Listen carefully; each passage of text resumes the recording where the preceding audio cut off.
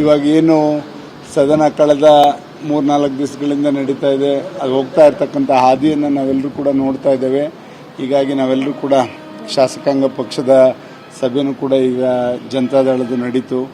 ನಾವು ಬೆಳಗ್ಗಿಂದನೂ ಕೂಡ ಏನು BJPಯವರು ನಾವೆಲ್ಲರೂ ಕೂಡ ಏನು ಅನೂರಿನಲ್ಲಾದಂಥ ಒಂದು ಫೈರಿಂಗ್ ಘಟನೆ ಇರ್ಬೋದು, ಅದರಲ್ಲೂ ಕೂಡ ಉದಾಸೀನವಾಗಿ ತಗೊಂಡಂಥ ಸರ್ಕಾರನೂ ಕೂಡ ನಾವು ನೋಡಿದ್ವಿ. ಹೇಗೆ 3 ಜನದ ಪ್ರಾಣ ಹೋಗಿದೆ, ಪ್ರಾಣನ ಇವರು ಏಕಾಏಕಿ ಬಲಿ ಕೊಟ್ಟಿದ್ದಾರೆ. ಇವ್ರಿಗೆ ಯಾರು ಅವ್ರಿಗೆ ಸ್ವಾತಂತ್ರ್ಯ ಕೊಟ್ಟರು, ಇವ್ರಿಗೆ ಯಾರಿಗೆ ಹಕ್ಕು ಕೊಟ್ಟರು ಫಾರೆಸ್ಟ್ ಇಲಾಖೆಯವ್ರಿಗೆ, ಇದೆಲ್ಲದೂ ಕೂಡ ಗಂಭೀರವಾಗಿ ತನಿಖೆ ಆಗಬೇಕು, ಸೂಕ್ಷ್ಮತೆಯಿಂದ ಇದ್ರ ಹೊರ ಬರಬೇಕು. ಆ ಥರ ಯಾರಿಗೂ ಕೂಡ ಒಬ್ಬ ಮನುಷ್ಯಂದೇ ಆಗಲಿ, ಒಂದು ಪ್ರಾಣಿ ನಾಯಿನ ಸಾಯಿಸೋಕ್ಕೂ ಕೂಡ ಇವತ್ತು ಯಾರಿಗೂ ಕೂಡ ಪರ್ಮಿಷನ್ ಇಲ್ಲದಂಥ ಸಂದರ್ಭದಲ್ಲಿ ಇವತ್ತು ಮನುಷ್ಯ ಪ್ರಾಣನ ಅಷ್ಟು ಸುಲಭವಾಗಿ ಇವರು ತಗೊಂಡಿರ್ತಕ್ಕಂಥದ್ದು ಇದು ಸರಿಯಲ್ಲ ಅಂತಕ್ಕಂಥದ್ದು ನಾವೆಲ್ಲರೂ ಕೂಡ ವಾದವನ್ನು ಎಲ್ಲರೂ ಕೂಡ ಎರಡೂ ಪಕ್ಷದವರು ಕೂಡ ಮಾಡಿದ್ವಿ. ತದನಂತರ ಒಂದು ಸದನ ನಡೀಬೇಕಾದ್ರೆ ಇವತ್ತು ಮುಖ್ಯಮಂತ್ರಿಗಳಾಗಿ DK ಶಿವಕುಮಾರ್ ಅವರು ಪ್ರಮಾಣ ವಚನ ಸ್ವೀಕರಿಸಿದ ನಂತರ ಅವರೊಂದು ಹೇಳಿಕೆನೂ ಕೂಡ ನಾವು ಇವತ್ತು ಸೂಕ್ಷ್ಮವಾಗಿ ಗಮನಿಸಬೇಕಾಗ್ತದೆ. ಯಾರಾದರೂ ಕೂಡ ಲಂಚ ಕೇಳಿದ್ರೆ ನನಗೆ ಹೇಳಿ ಅವ್ರ ಮೇಲೆ ಶಿಸ್ತಿನ ಕ್ರಮ ತಗೋತೀನಿ ಅಂತ ಒಂದು ಮಾತನ್ನು ಕೂಡ ಮುಕ್ತವಾಗಿ ಇಡೀ ರಾಜ್ಯದ ಜನತೆಗೆ ಸಂದೇಶವನ್ನು ಕೊಟ್ಟರು. ಇದನ್ನು ನೋಡಿದಾಗ ನಾವೆಲ್ಲೋ ಒಂದು ಕಡೆ ನೀವೇ ನೋಡಿದಿರಿ, ಇಂದಿನ ಲೋಕಸಭಾ ಚುನಾವಣೆ ಸಂದರ್ಭದಲ್ಲಿ ವಾಲ್ಮೀಕಿ ಹಗರಣ, ಅದು ದೊಡ್ಡ ಹಗರಣ.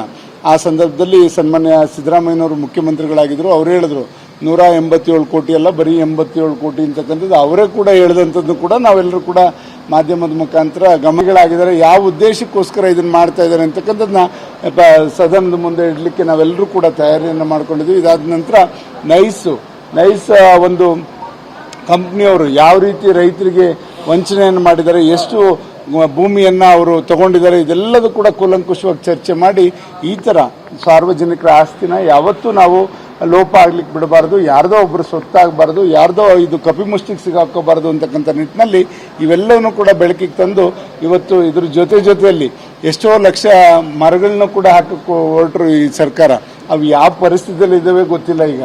ಏಕೆಂದರೆ ಕುಮಾರಸ್ವಾಮಿ ಅವರು ಒಂದ್ಸತಿ ಅವ್ರ ಮಾತಲ್ಲೂ ಕೂಡ ಹೇಳಿದ್ರು, ಇವರು ಗಿಡ ಹಾಕುವಂಥವ್ರನ್ನ ಕರ್ಕೊಂಬಂದಿಲ್ಲ, ಎಲ್ಲೋ ನಮ್ಮ ಮಂಡ್ಯದ ಕಡೆ ಭತ್ತ ನಾಟಿ ಮಾಡಿರೋನ್ನ ಕರ್ಕೊಂಬಂದಿರೋ ಅಂತಕ್ಕಂಥದ್ದು ಕೂಡ ಹೇಳಿದ್ರು. ಖಂಡಿತ ಅಷ್ಟು ಅರ್ಧ ಅಡಿ ಒಂದೊಂದು ಗಿಡ ಹಾಕಿದ್ರೆ ಅವು ಎಲ್ಲಿ ಬರ್ಲಿಕ್ಕೆ ಸಾಧ್ಯ? ಇವರು ಅದನ್ನು ತೋರ್ಪಡಿಕೆಗೆ ಮಾಡಿದ್ರೆ ಆ ಪ್ರಕೃತಿನ ಉಳಿಸೋ ನಿಟ್ಟಿನಲ್ಲಿ ಇವರು ಆ ಯೋಜನೆ ಮಾಡಿಲ್ಲ.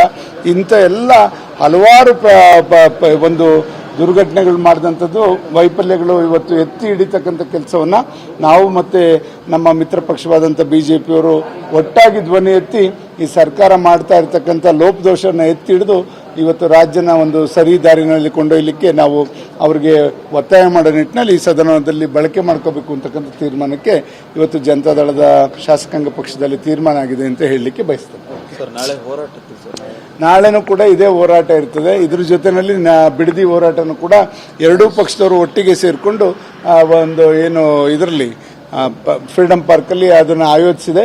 ಖಂಡಿತ ಎಲ್ಲರೂ ಸೇರಿಕೊಂಡು ಅದರಲ್ಲಿ ನಿಮಗೆ ಅಲ್ಲಿ ಮುಕ್ತವಾಗಿ ಅಲ್ಲಿರ್ತಕ್ಕಂಥ ರೈತರೇ ಅಲ್ಲಿ ಪಾಲ್ಗೊಂಡು ಅದ್ರಲ್ಲಿ ಕೂತ್ಕೊಂಡು ಅವರ ಆಧಾರ್ ಕಾರ್ಡ್ ಸಮೇತ ಬರೋರಿದ್ದಾರೆ. ದಯಮಾಡಿ ಈಗ ಏನು ಮುಖ್ಯಮಂತ್ರಿಗಳು ಇವರು ಕಾಂಗ್ರೆಸ್ನವರು ಇವ್ರು ನಕಲಿ ಇದು ಎಲ್ಲರೂ ಕೂಡ ಆಗ್ಲಿಕ್ಕೆ ಜಮೀನು ಕೊಡಲಿಕ್ಕೆ ಮುಂದಾಗಿದ್ದಾರೆ ಅಂತಕ್ಕಂಥದ್ದು ಏನು ಹೇಳಲಿಕ್ಕೆ ಹೊರಟಿದ್ದಾರೆ, ಅದೆಲ್ಲೋ ಒಂದು ಕಡೆ ಏನು ಇವರು ರಿಯಲ್ ಎಸ್ಟೇಟ್ ದಂಧೆ ಮಾಡ್ತಕ್ಕಂಥವ್ರು ಎಲ್ಲೆಲ್ಲಿ ಅವ್ರಿಗೆ ಸಿಕ್ಕಂಥ ಅಗ್ರಿಮೆಂಟ್ ಮಾಡ್ಕೊಂಡಿದ್ದಾರೆ ಅಂಥವ್ರು ಇದಕ್ಕೆ ಉಪಯೋಗ ಆಗಿದ್ದಾರೆ. ಬಿಟ್ಟರೆ ಪ್ರಾಮಾಣಿಕ ರೈತರು ಯಾರು ಕೂಡ ಇವರಿಗೆ 1 ಅಡಿ ಜಾಗನೂ ಕೊಡೋಕ್ಕೆ ಮುಂದೆ ಬಂದಿಲ್ಲ. ಅವರೆಲ್ಲರನ್ನೂ ಕೂಡ ಅಲ್ಲಿ ನಿಮಗೆ ನಿಮ್ಮ ಮುಂದೆ ಬಂದು ನಿಮ್ಗೆ ಹೇಳೋರಿದ್ದಾರೆ. ಅದನ್ನು ನಾಳೆ ಅದು ಪ್ರದರ್ಶನ ಆಗ್ತದೆ. ದಯಮಾಡಿ ಆಗಾರು ಕೂಡ ಇವರು ಮನಸ್ಸು ಮಾಡಿ ಈ ಯೋಜನೆಯನ್ನು ಕೈ ಬಿಡಬೇಕು ಅಂತ ಒತ್ತಾಯ ಮಾಡಿ.